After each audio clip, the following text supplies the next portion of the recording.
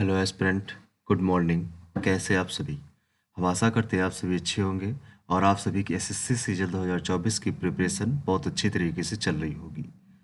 जैसा कि आप सभी को पता है, डेली बेसिस पे ये टारगेट दिया जा रहा है आप सभी को।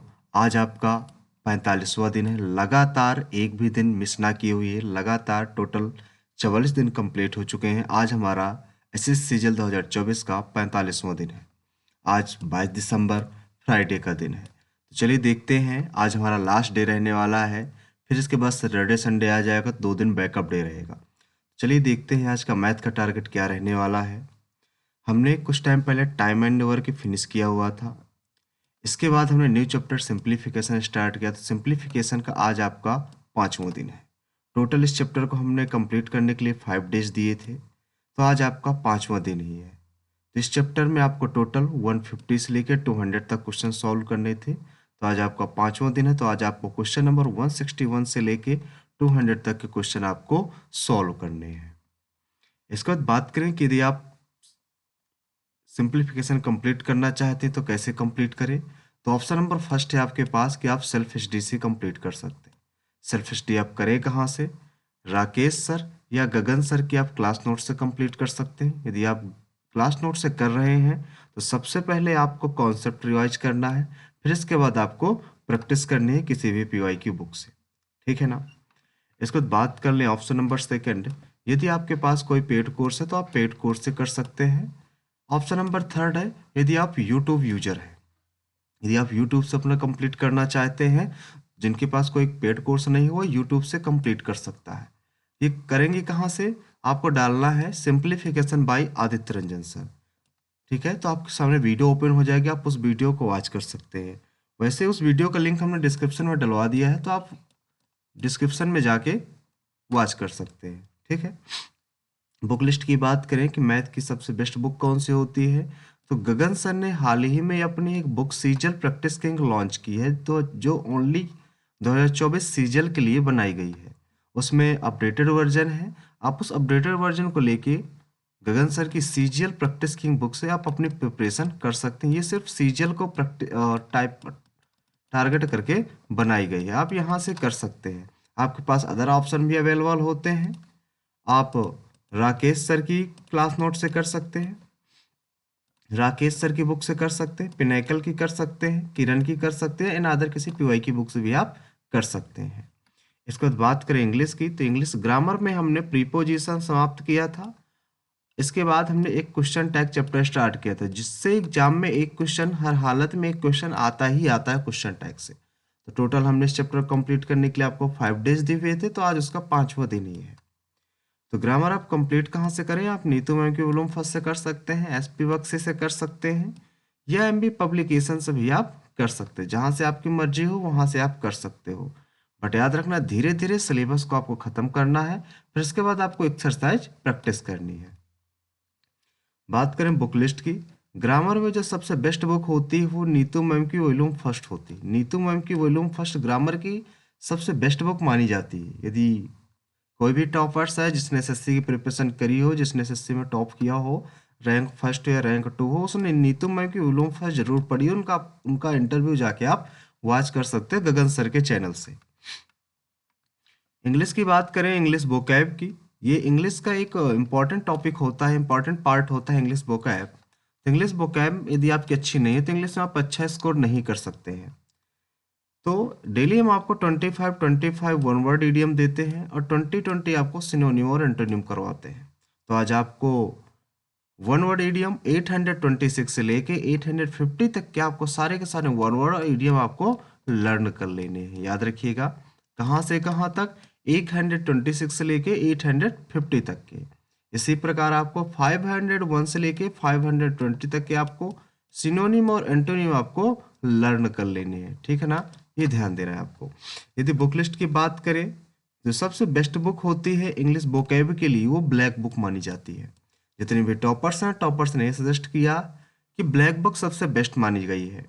तो ब्लैक बुक में जितने भी प्रीवियस ईयर वोकैब हैं सारे के सारे इंक्लूड की गई हैं। हाल फिलहाल में जितने भी एग्जाम्स हुए हैं वो सारे के सारे इंक्लूड की गई हैं, यानी कि अपडेटेड वर्जन है।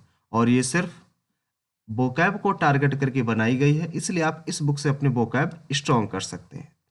आपके पास अदर सोर्सेज भी अवेलेबल होते हैं, आप किरण की बुक से कर सकते हैं, नीतू मैम की विलोम फर्स्ट से कर सकते हैं, या एमबी पब्लिकेशन से भी आप कर सकते हैं। जहाँ से भी कर रहे हैं वहाँ से आप रेगुलर करते रहिए, चेंज मत करिए, ठीक है ना।